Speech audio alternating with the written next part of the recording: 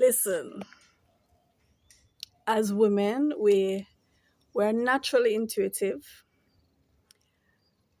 but you have to try to develop a certain kind of discernment, particularly as it deals with men. If you are in a relationship with a man, you have to develop a certain kind of discernment so that you don't fall into certain behaviors. No. You might be involved with a man who is involved with someone else or several other persons that you don't know about. And this is the case a lot. This is typical. The typical relationship between a man and a woman, the woman thinks she's in a monogamous relationship. The man knows he's not.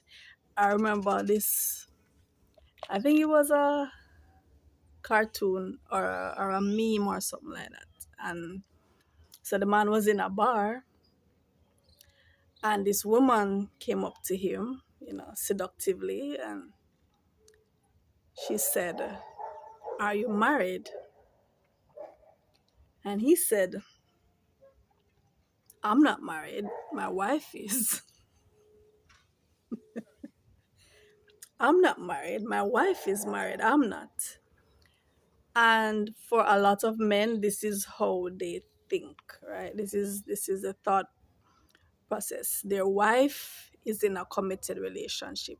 They are not necessarily in a committed relationship. So what you find happening often is he is involved with one other, two other, three other, any number of other women.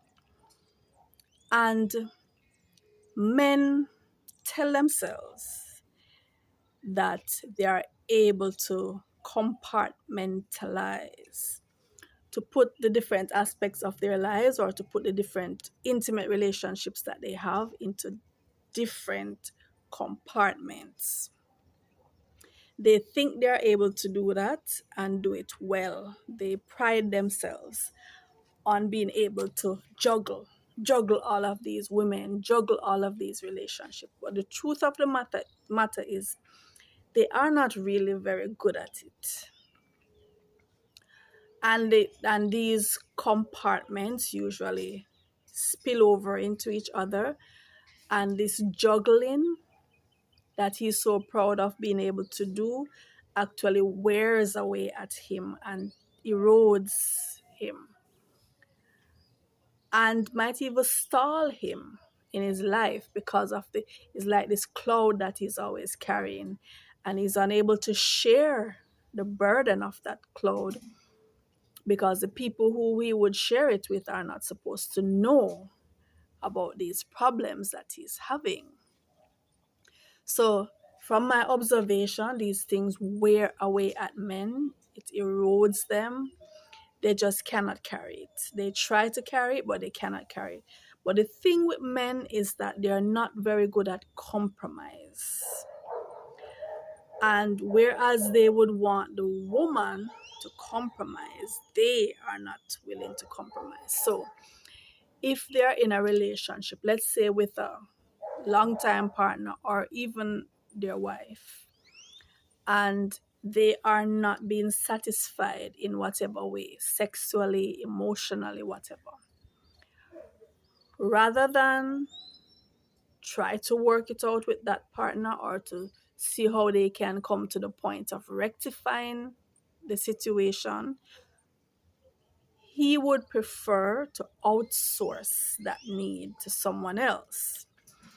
Or maybe there is something that he fantasizes about or he wants to do, but he's unable to do it with his wife or his longtime partner because she doesn't approve of it, she's not capable of it,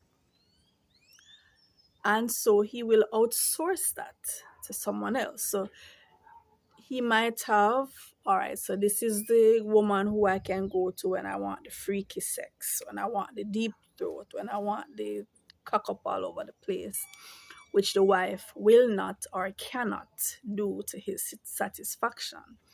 He might have the woman who he goes to for emotional support, who is able to talk to about certain things that he cannot necessarily talk to the wife about or his longtime partner about. Maybe because she is not as down to earth, not as understanding of where he's coming from.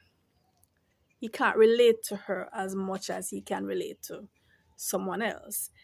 Um, so when he wants to freaky sex, he goes to this person. When he wants to chill and watch some corny movie, he goes to this person. Um, the wife or the long-time partner might be for the more stable family matters, right?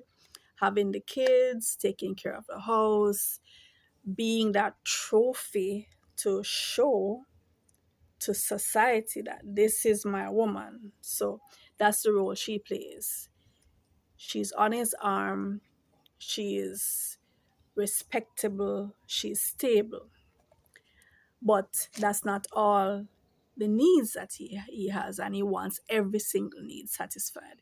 Even if he knows that her needs are not being satisfied, and even if he knows that he cannot fully satisfy all of her needs, he would not want her to outsource those needs, but he will outsource the needs that he has.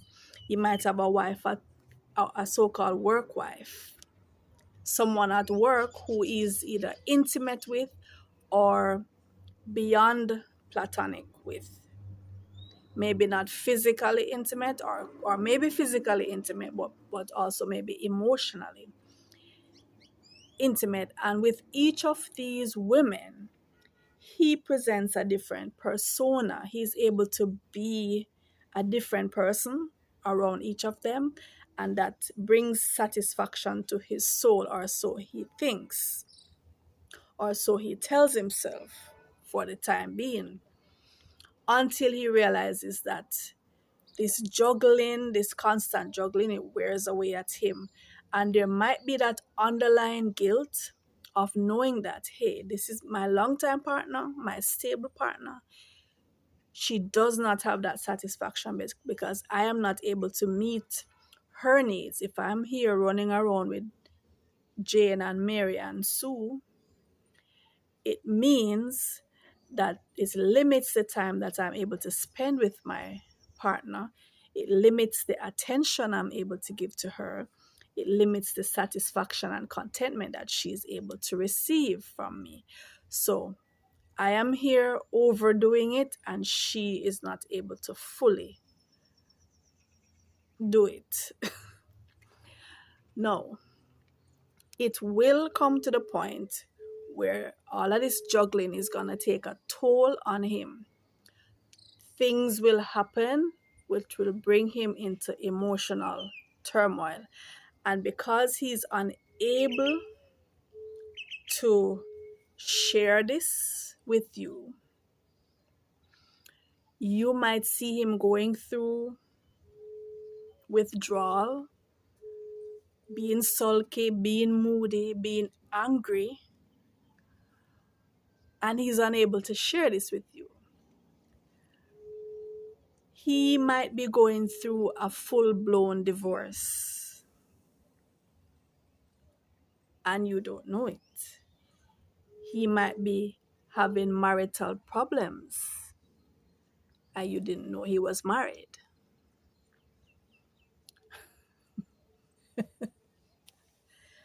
A man might be going through marital problems and on the verge of divorce, or going through the courts to get a divorce, and you don't have a clue.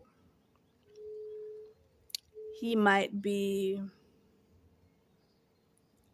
on his way to becoming a father and going through the motions of that, and you don't know. He might even be suddenly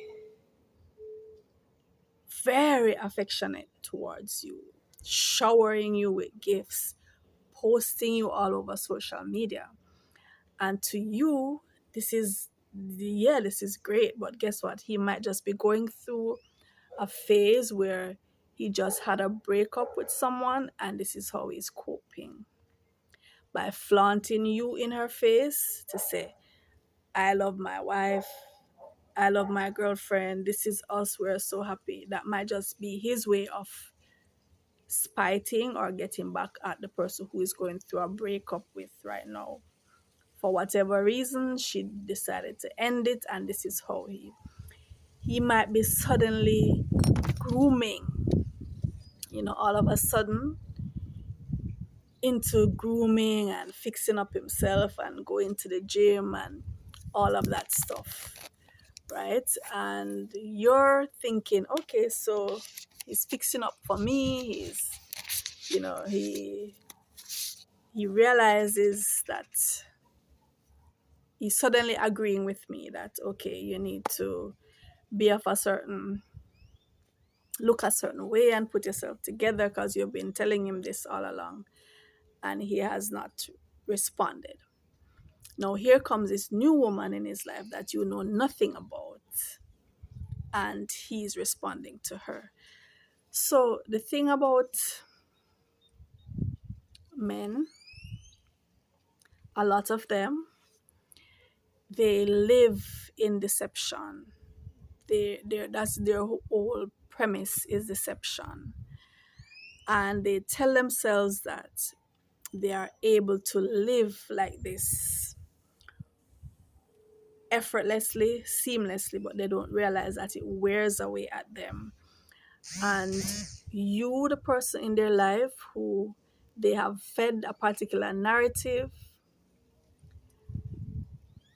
but they're unable to really share every aspect of their life because some parts of it you're not privy to. You're not, they don't want, if you knew, then you probably would not be in their life. So they have to hide that part from you, but it still spills over because whenever they're going through that kind of stress and that kind of heavy situation, is going to wear on them.